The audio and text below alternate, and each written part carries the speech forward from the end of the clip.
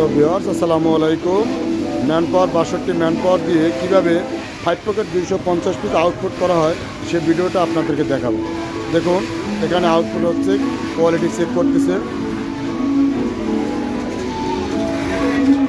তারপরে 3টা বারটেক, প্রত্যেক ঘন্টার টার্গেট 250 পিস। 250 পিস দিয়ে চেক করে। দেখুন পাশের বারটেক,